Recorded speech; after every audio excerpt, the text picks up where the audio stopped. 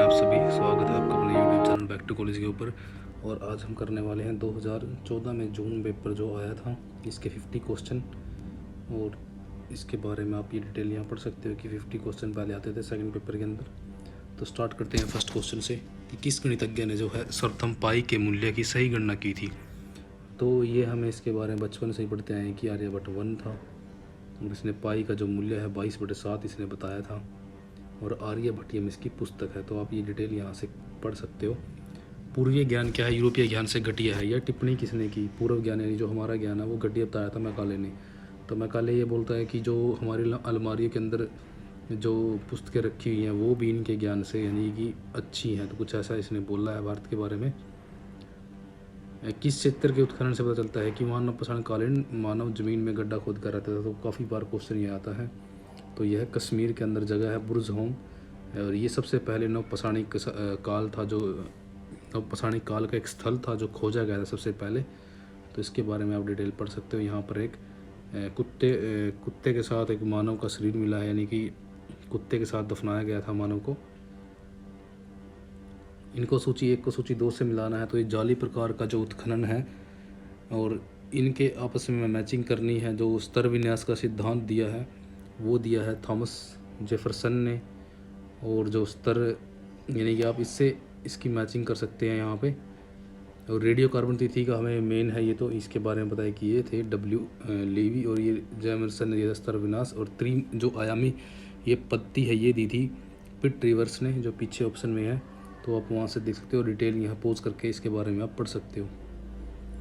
और यहाँ से सूची 1 को सूची 2 से मिलाना है कि कहाँ से कौन सा ये मिलता है। और लाजवर्द मणि जो हमें पता है कि ये लाजवर्द जो मणि है ये अफ़गानिस्तान से ही मिलती थी। और तांबा हमें पता है कि राजस्थान से मिलता था। सोना दक्कन से आता था। और शंख कच्छ से मिलते थे। तो इसके बारे में आप डिटेल आप पढ़ सकते हो। यहाँ पे डिटेल दी गई है इसके बारे में। तांबा राजस्थान और शंख कच्छ से यानी कि लाजवर्द सोना दक्कन। और मेसोपोटामिया की सिलेंडर नुमा जो मोहरे हैं लोथल से प्राप्त हुई है। काफ़ी इंपॉर्टेंट क्वेश्चन बन रहा है आपके लिए, कई बार मिलान में आ जाएगा कि मेसोपोटामिया, या अभिकथन में क्वेश्चन दे दिया जाएगा कि मेसोपोटामिया से सिलेंडर नुमा मोहरे प्राप्त नहीं हुई हैं। तो हमें इसके बारे में पहले पता होना चाहिए कि ये हुई है, मिली है या नहीं मिली है। युद्ध के निम्नलिखित शस्त्रों में से कौन हड़प्पा संस्कृति के अवशेषों में अप्राप्य है? ये दोस्तों लास्ट ईयर भी इस टाइप से क्वेश्चन आया था, तो आपको ये अच्छे से करना है। तो इसके बारे में आपको पता होना चाहिए कि कौन कौन से हड़प्पा संस्कृति से अवशेष यानी कि मिले हैं या नहीं मिले हैं। तो अप्राप्य देखने हैं हमें। अप्राप्य में यानी कि अप्राप्य में जो हमें नहीं मिलते वो हमें देखने होते हैं। तो तलवार वहाँ से नहीं मिलती। और ये शीर्ष त्राण जो भी है ये नहीं मिलता। ढाल भी वहाँ से नहीं मिलती। तो यहाँ से अकेला केवल धनुष और तीर मिलता है, ये आपने याद रखना है। तो इसका राइट आंसर हो जाएगा। तो नहीं पे क्वेश्चन आया था, डी इसका आंसर बन जाएगा इसके हिसाब से। तो यहाँ पे दी गई ये डिटेल। अवशेषों में युद्ध के शास्त्रों में धनुष और तीर प्राप्त हुए हैं। ये तलवार ढाल और की प्राप्ति हड़प्पा संस्कृति से नहीं होती। यहाँ के औजार और हथियार जो हैं सरल किस्म के थे, ये आपने याद रखना है, क्योंकि हड़प्पा सभ्यता के लोग युद्ध प्रिय कम और शांति प्रिय अधिक थे, क्योंकि ये व्यापार वगैरह में ही रुचि रखते थे। निम्नलिखित पुरोहितों में से कौन यज्ञ के संपादन का निरीक्षण करता था? तो जो यज्ञ का संपादन का निरीक्षण ब्रह्मा करता था। और मंत्र उच्चारण होता करता था। और सामवेद का गायन जो करता था उद्गाता करता था। और ये अर्धवायु जो पूजा के संबंधित है, इसके बारे में आप डिटेल यहाँ दी गई है, पढ़ सकते हो और पोज करके। तो कौन से जो ये सूची 1 सूची 2 से मिलाना है, किसके अंदर कौन से नियम मिलते हैं? तो स्रोत सूत्र के अंदर मिलता है बलि संबंधी नियम। और शूल सूत्र के अंदर मिलता है यज्ञ वेदी को मापने का। गृह सूत्र के अंदर मिलते हैं घरेलू अधिकार। और धर्म सूत्र के अंदर मिलते हैं धर्म और विधि के बारे में। शूल सूत्र यज्ञ वेदी को मापना, यानी कि कुछ रेखाओं वगैरह के इसके अंदर जानकारी मिलती है। तो इसके बारे में आप पढ़ सकते हो कि ये कितने हैं। ये 6 हैं। और निरुक्त का जो व्याकरण का कार्य है भाषा को वैज्ञानिक शैली प्रदान करना है। निरुक्त का अर्थ होता है व्युत्पत्ति शास्त्र। इसके बारे में आप दोस्तों डिटेल ज़रूर पढ़ना। ये डिटेल दी गई है तो ये काफ़ी इंपॉर्टेंट है, बहुत ज़्यादा ज़रूरी है ये पढ़नी हमारे लिए। और इनको सूची 2 से मिलाना है। तो जो लक्षणाध्यक्ष होता है वह टकसाल विभाग का अध्यक्ष होता है। और सीताध्यक्ष होता है कृषि विभाग का अध्यक्ष। और पोतवाध्यक्ष होता है माप तोल से संबंधित। और जो पण्याध्यक्ष यहाँ दिया गया है दोस्तों, पण्याध्यक्ष इसमें होना जाएगा वाणिज्य व्यापार से संबंधित। तो यहाँ पे आप इसके बारे में ये पढ़ सकते हो डिटेल।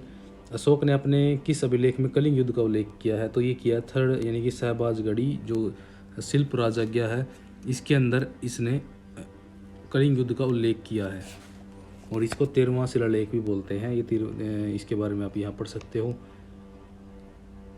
ये धम्मघोष को अपनाया, ये इसके बारे में काफ़ी अच्छी डिटेल है दोस्तों, आप इसको पढ़ो ज़रूर। निम्नलिखित शासकों में से कौन सा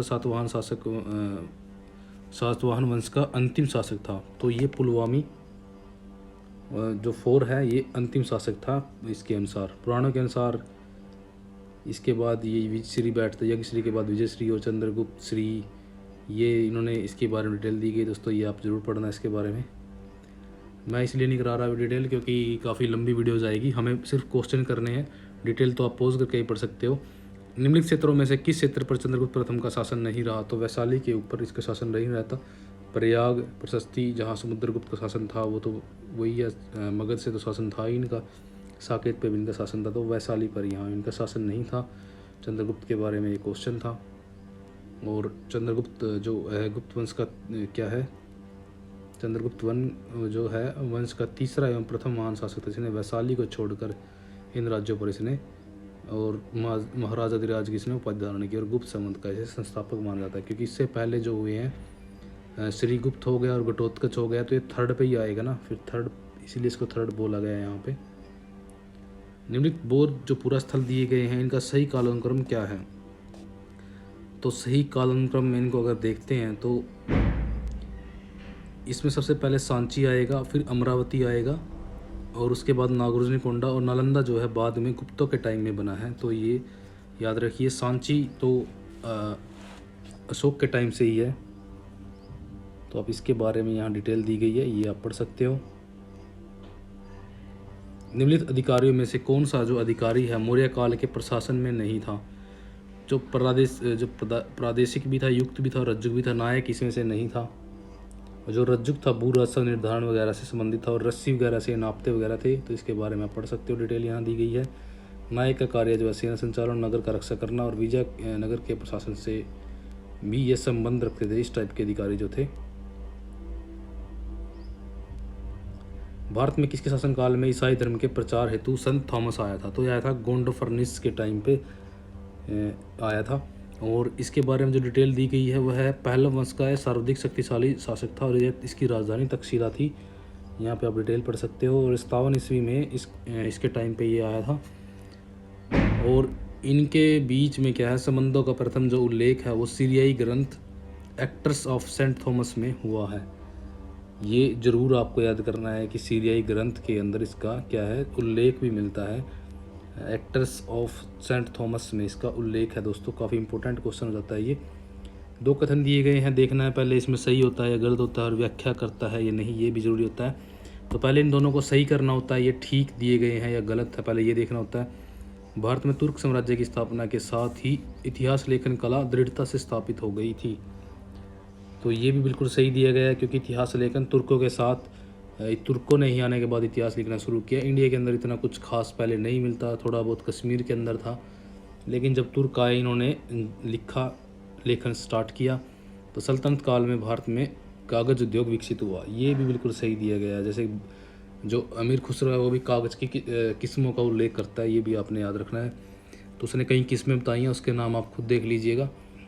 तो ये कागज़ का जो पहले चीन में कागज़ बनाया गया था, उसके बाद ये बगदाद से होता हुआ भारत आया था। कागज़ की जो यानी कि कागज़ बनाने की जो परंपरा थी, तो ये बगदाद टाइप यहाँ से आई थी। तो ये आपने याद रखना है। तो ये दोनों चीज़ें सही दी गई हैं और इसी वजह से दोस्तों ये इतिहास लेखन कर पाए, क्योंकि इनके पास कागज़ था। तो ये इसको सेटिस्फाई कारण यानी कि ये तर्क और ये जो इनको सेटिस्फाई करता है, क्योंकि ये इनके बीच में क्योंकि लगा के देखते हैं तो ये सेटिस्फाई इसको अगर देखे तो ये नहीं कर रहा, क्योंकि सेटिस्फेक्शन नहीं हो रही दोस्तों इसमें। मैंने इसको ध्यान नहीं दिया क्वेश्चन पे। तो ये यहाँ पे दिया गया है कि इतिहास की जानकारी अलबरूनी की तहकीक का जो तहकीक हिंद है, सिराज की तबकात नासिरी, अमीर खुसरो की रचनाओं में भी कागज उद्योग यानी कि कुछ बताया गया है जिनके अंदर, आप देख लेना दोस्तों इसके बारे में पढ़ के। यह कथन किसका था कि दिल्ली के राजगीर एवं संगत राज समस्त मुसलमान जगत में पाए जाने वाले उन शिल्पकारों से अति उत्तम हैं? तो ये है अमीर खुसरो का कथन। दिल्ली के राजगीर जो है मुसलमान जगत में पाए जाने वाले शिल्पकारों से अति उत्तम है, तो ये इसकी कोटेशन थी। सल्तनत काल में जो सेना की प्रशासनिक देखभाल निम्नलिखित में से कौन करता था? तो ये करता था आरिज ममालिक, जिसको बलबन ने इसकी स्थापना की थी। डी इसका राइट आंसर जाता है। और इसके मुख्य कार्य क्या थे? सैनिकों एवं घोड़ों की हुलिया संबंधी रिकॉर्ड रखना। 19 पढ़िए। देश में अधिकांशतः जो अच्छी कृषि जोत है एवं भूमि बहुत उपजाऊ है। सैन्य संख्या लगभग 11 लाख है।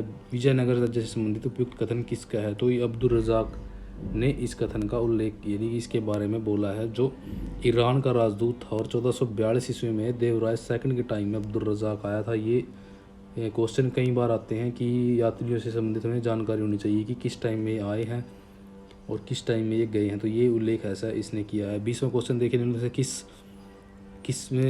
किसका मत यह है कि एक महिला एक शासक के रूप में अपने उत्तरदायित्व का भलीभांति पूर्वक निर्वहन नहीं कर सकती क्योंकि मूलभूत रूप से उसमें बुद्धि संपन्नता की कमी है? तो ये इसामी का कथन है। इसामी ने ऐसी धारणा व्यक्त की है रजिया के प्रति, तो आप इसको पढ़ सकते हो। शेर सूरी के बारे में निम्नलिखित कथनों पर विचार करना है, इनमें ये देखना है कि कौन से कथन उसके बारे में सही हैं। शेर शाह ने अफगानिस्तान से लेकर उड़ीसा तक साम्राज्य की स्थापना की, तो ये गलत दिया गया है। ना ही उसके एरिया में सब अफगानिस्तान पड़ता था, ना ही उड़ीसा उसके एरिया के अंदर था। उसने प्रशासन में हिंदी भाषा का प्रयोग कर शेर शाह ने व्यवहारिक ज्ञान का घोतक है। ये सही है क्योंकि इसके बारे में कई बार क्वेश्चन आया है कि सूरी शासकों ने हिंदी भाषा को यूज़ किया था प्रशासन के अंदर, तो ये सही दिया गया। उसने कठोरता से कानून और व्यवस्था को लागू किया, तो ये भी सही दिया गया है क्योंकि उसके बारे में कई बार क्वेश्चन आता है कि शेरशाह सूरी के टाइम में एक जो बूढ़ी औरत है वो भी गहनों का टोकरा लेके सिर के ऊपर यानी कि रास्ते से निकल सकती थी। चोर डाकुओं को उसको कोई भय नहीं था।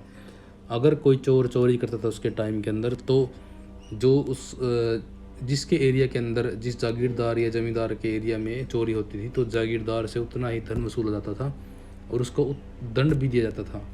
तो सारी जिम्मेवारी वहाँ के एरिया के जो जमींदार जो जागीरदार वगैरह जो भी होते थे उस टाइम पे, खूत मुकद्दम वगैरह, तो उनकी होती थी। और शेरशाह ने सोने के सिक्कों का प्रचलन समाप्त कर दिया, ये गलत दिया गया है। तो उसने ऐसा कुछ नहीं किया था। 2 और 3 इसका राइट आंसर है, यानी कि 2 और 3, तो 20 का राइट आंसर दिया गया है। निम्नलिखित जो ये युद्ध दिए गए हैं इसका सही कूट में इनको लगाना है, कौन सा पहले होता है कौन सा बाद में होता है। तो हम अगर खानवा का युद्ध देखें तो ये 1527 के अंदर बाबर और राणा सांगा के मध्य हुआ था, तो ये फर्स्ट पे आ जाएगा। 1527 में चौसा का युद्ध हुआ था सेकंड टाइम पे शेरशाह सूरी के मध्य और मालदेवी के मध्य, तो ये सेकंड पे आ जाएगा। 1539 में हुआ था ये। और जो पाल खेड़ का युद्ध है ये हुआ था 1727 के अंदर। और जो धर्मत का युद्ध है ये हुआ था 1658 के अंदर। तो आप इसके हिसाब से इसका आइडिया लगा सकते हो कि धर्मत थर्ड पे आएगा, पालखेड़ फोर्थ पे आएगा। और डिटेल भी आप इसके बारे में यहाँ देख सकते हो। निम्नलिखित शासकों में से किस ऐतिहासिक ग्रंथ की रचना अकबर के शासनकाल में नहीं की गई थी? तो तारीख़ फरिश्ता ये अकबर के टाइम में इसकी नहीं की गई थी क्योंकि ये पहले हो चुका है फरिश्ता इससे, अकबर से बहुत पहले। हुमायूं नामा की रचना इसके टाइम में यानी कि अकबर ने ये करवाई थी गुलबदन बेगम से। तबकात अकबरी निज़ामुद्दीन अहमद की रचना है जो अकबर के टाइम में हुई थी। तारीख़ शेरशाही भी यहिया बिन अहमद सिरहंदी जो था उसने लिखी थी, तो ये भी अकबर के टाइम में लिखी गई थी। तो यहाँ पे आप देख सकते हो। निम्नलिखित में से किस इतिहासकार ने लिखा है कि नूरजहाँ के संबंधियों एवं जानकारी को हर प्रकार के अनुग्रह से बढ़ावा दिया गया? तो ये लिखा है मुतमिद खान ने। और इनकी जो बुक है मुतमिद खान की इकबालनामा ए जहांगीरी, उसके अंदर इस चीज़ का ये जिक्र करते हैं, तो ये आप पढ़ सकते हो। मेहरुनिसा ने 1611 में विवाह किया था और इसको ये उपाधि भी मेहरुनिसा को नूरजहाँ की मिलती है। ये लिखा है मुतमिद खान ने, तो आप याद रखिए ये। इसमें से कौन से कथन सही हैं, तो सही हमें देखने हैं और इनमें से कौन सा कथन सही है। मूलकालीन भारत में अमीर वर्ग यूरोप की तरह एक विधि सम्मत वर्ग था। ये बिल्कुल गलत दिया गया है। अमीर वर्ग यूरोप की तरह एक विधि सम्मत वर्ग नहीं था उस टाइम पे, क्योंकि किसी की भी वो जागीर जा सकती थी। मुग़ल अमीरों को उच्च स्तरीय प्रशासन में शामिल नहीं किया गया था। जो मुग़ल अमीरों के बारे में यहाँ बात की गई है तो ये भी यहाँ सही नहीं है, क्योंकि उच्च स्तरीय प्रशासन में शामिल नहीं किया गया था। उच्च स्तर पे जो भी होते थे तो वो राजा के सगे संबंधी होते थे मोस्टली मुग़ल काल के अंदर, उसके रिश्तेदार लगा लीजिए। ईरानी तुरानी एवं शेख यादव अमीरों के बीच सामाजिक विभेद लुप्त हो गया था। तो ये तो बात बिल्कुल ही रोंग हो जाएगी, क्योंकि ईरानी तुरानी ये आपस में लड़ते रहे लास्ट तक। और वह डी पढ़िए, वह अमीर उनके पूर्वज एक पीढ़ी से अधिक मुग़ल शासकीय सेवा में रहे हों तो उन्हें खानज़ादा कहा जा गया। तो ये बिल्कुल सही दिया गया, डी इसका राइट आंसर हो जाएगा। 26 देखिए, तो इसके बारे में आप यहाँ पढ़ सकते हो। 20 देखिए, इजारा किसको बोलते थे। इजारा बोलते थे ठेके पर दी गई ज़मीन को इजारा बोलते थे, यानी कि ठेकेदारी को इजारा उस टाइम पे बोलते थे। हासिल बोलते थे मुग़लों के अंतर्गत जो भूमि लगान की वास्तविक वसूली को हासिल बोलते थे। और गल्ला बख्शी बोलते थे भूमि जो लगान निर्धारण एवं एकत्रण को मुग़लों के अंतर्गत एक तरीका था यह गल्ला बख्शी का। और नाबूद बोलते थे वैसे तर जहाँ फसल ख़राब हो गई हो उसको नाबूद बोला गया है।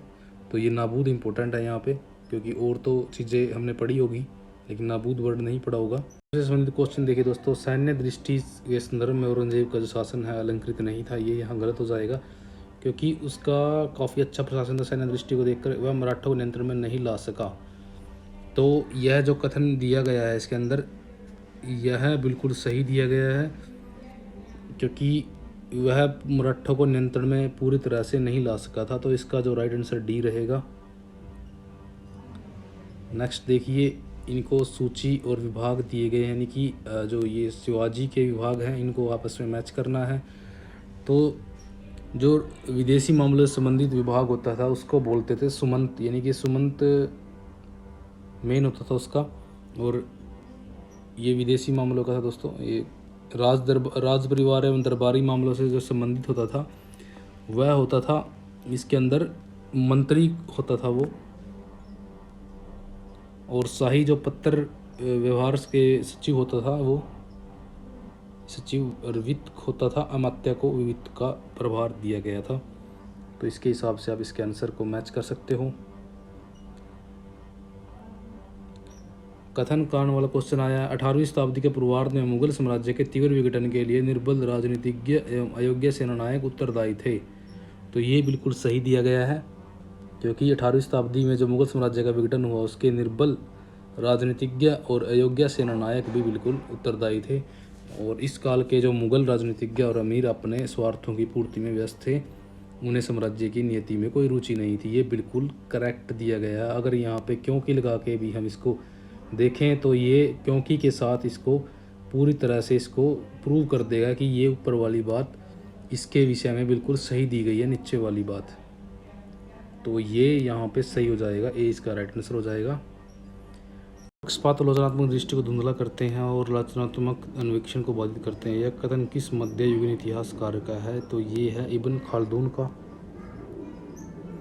इब्न खालदून ने पुस्तक तहकीक ए हिंद लिखी है। तहकीकात ए हिंद है अलबरूनी की, तो इसकी है तहकीक ए हिंद, आपको याद रखनी है। और ईमानदारी के साथ इसने व्याख्या की है भारत के वास्तविक जो स्थिति थी इस टाइम पे। 19वीं शताब्दी के उत्तरार्ध में भारतीय पूंजीवादियों के हाथ में मात्र कौन सा प्रमुख उद्योग था? 19वीं शताब्दी के उत्तरार्ध में जो था भारत के जो व्यापारी थे, पूंजीवादी थे, उनके अंदर कपास से निर्मित कपड़ा उद्योग था। और ये कई बार क्वेश्चन आया है, ये आप इसके बारे में डिटेल पढ़ सकते हो पॉज करके वीडियो को। महाराष्ट्र के एक युवा जिसने पंजाब के क्रांतिकारी आंदोलन में भाग लिया, तो वो कौन था? वो राजगुरु था दोस्तों। ये महाराष्ट्र से संबंध रखते थे और जिसको राजगुरु सुखदेव और भगत सिंह जिन्हों तीनों को फांसी दे दी गई थी लाहौर जेल में। तो ये यहाँ पे याद रखिए आप। असेंबली के अंदर इन्होंने बम फोड़ा था राजगुरु सुखदेव को। ये इनका जन्म 1908 के अंदर महाराष्ट्र के पुणे में हुआ था। निम्नलिखित में से किसने कहा था कि राजनीतिज्ञ डकैतियों का लक्ष्य सरकारी धन को प्राप्त करना है? तो ये कहा था राम प्रसाद बिस्मिल ने। और इन्होंने चंद्रशेखर आज़ाद के साथ मिलकर 10 डाउन ट्रेन जो थी काकोरी के पास उसका लूट लिया था, और सभी जो क्रांतिकारी थे पकड़े गए थे, लेकिन चंद्रशेखर आज़ाद ही आज़ाद रहे, यानी कि इनको कोई पकड़ नहीं पाया। कालानुक्रम में इनको लगाना है तो मिनटों का टाइम यहाँ आप देख लीजिए, इनका टाइम यहाँ दिया गया है, कॉर्नवालिस का टाइम ये दिया गया है, जॉन सॉर 1893 से 98, वारेन हेस्टिंग्स 74 से 85 और 5 में भी। तो इसके बारे में आप डिटेल पढ़ सकते हो, इनको कालक्रम में लगा सकते हो। नव राष्ट्रवादी किन्हें कहा जाता है, तो ये कहा जाता है गर्म दल को नव राष्ट्रवादी बोला गया है, यानी कि गर्म दल वाले थे जो, इनको नव राष्ट्रवादी बोला गया है। और यहाँ पे ऑप्शन के अंदर नरम दल को दिया गया है, लेकिन कहीं कहीं इसके बारे में जो पंडित मोतीलाल नेहरू और चित्तरंजन दास की जो स्वराज पार्टी है इसको भी नव राष्ट्रवादी बोला गया है, लेकिन गर्म दल इसका मेन आंसर रहेगा। पूसा में जो कृषि अनुसंधान की स्थापना किसने की थी, तो ये की थी कर्जन ने, और इसका जो टाइम पीरियड यहाँ पे आप देख सकते हो कि 1899 1905 के बाद एक गवर्नर जनरल रहता है, और ये 1905 के लगभग 1 और 5 में शायद इसकी स्थापना होती है। और सिंचाई आयोग का अध्यक्ष मार्करीट इसने बनाया था, एक आयोग लेके आया था सिंचाई के ऊपर। तो ये आयोग आए हैं, इनको मैच करना है, और ये सारे जो आयोग हैं ये कर्जन से संबंध रखते हैं। तो रेलवे का अगर हम देखें तो रेलवे संबंध रखती थी, यानी जो रेलवे का आयोग आया था वो था रॉबर्टसन, और जो अकाल आयोग का पीछे भी अभी गया है, ये अकाल आयोग का था मैकडोनल्ड, और सिंचाई आयोग जो से संबंधित था ये मानक्रीक, और विश्वविद्यालय आयोग रेले था। तो इससे आप इसको आंसर को मैच कर सकते हो। निम्नलिखित कवियों में से किसने रूसी क्रांति 1917 के अभिनंदन में कविता लिखी, तो ये लिखने वाले थे सुब्रमण्यम भारती, और इसके बारे में आप यहाँ पढ़ सकते हो। ढाका अनुशीलन समिति की स्थापना कब हुई, तो थी ये हुई थी 1905 के अंदर। बारिंदर कुमार घोष और भूपेंद्र नाथ दत्त ने इसकी स्थापना की थी। मिदनाथ अनुशीलन जो समिति एक और बनी थी, तो ये बनी थी 1902 के अंदर, ज्ञानेंद्र नाथ बोस ने इसकी स्थापना की थी मिदनापुर की अनुशीलन समिति की। तो मेरा जो प्रत्येक लघुतम कार्य है उस द्वारा निर्देशित होता है जिससे मैं धर्म समझता हूँ, तो ये कहा था महात्मा गांधी ने। तो इसके बारे में आप डिटेल पढ़ सकते हो। तो मुझे खून दो आज़ादी दो, ये बोस ने कहा था। विठल भाई पटेल और सुभाष बोस ने कहा था कि एक राजनीतिज्ञ के रूप में गांधी जी असफल रहे। तो ये एक असहयोग आंदोलन के, यानी कि जब असहयोग आंदोलन ने कैंसिल कर दिया था, तो अब ये दोनों टिप्पणी इसने विठल भाई पटेल और सुभाष चंद्र बोस ने की थी। 1927 के अंदर अखिल भारतीय महिला कॉन्फ्रेंस का प्रारंभ किस लक्ष्य को लेकर हुआ था, तो ये हुआ था महिला शिक्षा में वृद्धि करना। और ये इंपॉर्टेंट क्वेश्चन है, लास्ट एग्ज़ाम के अंदर डिट्टो क्वेश्चन आया है कि यहाँ टाइम पूछा गया था अखिल भारतीय महिला कॉन्फ्रेंस की स्थापना कब हुई, तो 1927 में डेट पूछी गई थी। अभी जो लास्ट एग्ज़ाम गया है 2020 के अंदर जो हुआ था, तो यहाँ पे आप पढ़ सकते हो इनके बारे में कि डिटेल। निम्न में से महिला जो मताधिकार की मांग के लंदन जाने वाला सिस्टम बनाने तो किसने किया था, तो ये किया था सरोजिनी नायडू ने। तो ये मताधिकार की मांग को लेकर लंदन में जाने वाले शिष्टमंडल के साथ मेन गई थी। एनी बेसेंट ने की थी। होम रूल लीग की स्थापना 1916 के अंदर, यह प्रथम महिला कांग्रेस की अध्यक्ष भी थी 1917 के अंदर, और 1925 के अंदर सरोजिनी नायडू ने की थी। और 1933 के अंदर नीलिनी सेन गुप्त थी एक, तो उन्होंने की थी। 3 बार महिलाएं अध्यक्ष रही हैं, लेकिन जो 1933 वाली हैं ये शायद मदन मोहन मालवीय जब जेल में थे तो उनकी जगह इन्होंने अध्यक्षता की थी। मेन अध्यक्ष वो थे, उसके बारे में भी आपको पता होना चाहिए। निम्नलिखित में से कैबिनेट मिशन प्लान के संबंध में सही नहीं है, तो सही नहीं है तो इसने क्या क्या किया था वो देख लेते हैं। इसने स्वतंत्र पाकिस्तान के निर्माण की मांग को रद्द कर दिया था, ये कैबिनेट मिशन के बारे में सही दिया गया है। इसने भारत में के कॉमनवेल्थ न तोड़ने के अधिकार को मान्यता दी, ये भी सही दिया गया है। भारतीय मंत्रिमंडल के सदस्य भारतीय होंगे, ये भी सही दिया गया। इसने सांप्रदायिक प्रतिनिधित्व की गुंजाइश जताई, ये ऐसा इसने नहीं किया था, तो डी इसमें गलत हो जाएगा। भारत और पाकिस्तान के जो बीच में जो नेहरू लियाकत समझौता हुआ था वो किस समस्या को हल करने के लिए 1950 में हुआ था, तो ये हुआ था अल्पसंख्यकों की यानी कि सुरक्षा के लिए। ए इसका राइट आंसर रहेगा। और इसके बारे में डिटेल आप पढ़ सकते हो कि अल्पसंख्यक सुरक्षा करना। और 1954 के अंदर पंचशील समझौता हुआ था चीन और भारत के मध्य, और भारत और पाकिस्तान के मध्य 1972 के अंदर शिमला समझौता हुआ था, ये भी आपका होना चाहिए। किस राज्य में पंचायती राज को सर्वप्रथम लागू किया गया? तो ये किया गया था राजस्थान के अंदर, और ये हुआ था 2 अक्टूबर, गांधी जी के जन्मदिन को 2 अक्टूबर 1959 को राजस्थान के नागौर जिले के अंदर। और 73वां संविधान संशोधन जो 1992 के इसके दर्जा इसको मिलता है संवैधानिक दर्जा। ब्लैक डेथ के संबंध में इनमें से कौन सा जो कथन है वो सही नहीं है। इसमें क्या है, खून चूसने वाले पिस्सू जो काले चूहों पर रहते थे ब्लैक डेथ के फैलने के लिए जिम्मेदार थे, बिल्कुल सही है। प्लेग को ब्लैक डेथ कहा जाता है क्योंकि इससे जानलेवा काली सूजन हो जाती है, तो ये बिल्कुल सही दिया गया है। यह भयानक रोग 15वीं शताब्दी में एशिया से यूरोप में फैला, ये गलत, यहाँ नहीं है, ये गलत दी गई है चीज़ यहाँ पे। लोगों का विचार था कि ईश्वर ने उनके पापों की सजा देने के लिए उस ब्लैक डेथ को भेजा है, ये बिल्कुल तीनों सही दी गई है, और सी गलत है यहाँ पे। तो इसके बारे में आप पढ़ सकते हो। कथन कांड से क्वेश्चन आया है कि सभ्यता अपने सभी विविध पक्षों से इतिहास की विषय वस्तु बनती है, और क्योंकि इतिहास के प्रति ऐसा सांस्कृतिक दृष्टिकोण से सभ्यता की जीवनी बना देगा। तो ये दोनों जो है सेटिस्फेक्शन करते हैं, और दोनों ये सही भी दिए गए हैं, और ए इसका राइट आंसर हो जाएगा।